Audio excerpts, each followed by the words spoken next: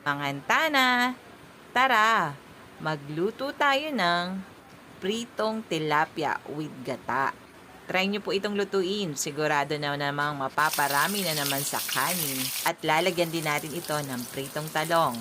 At heto po ang ibang sangkap na ating gagamitin, kaya umpisa na natin ang pagluluto.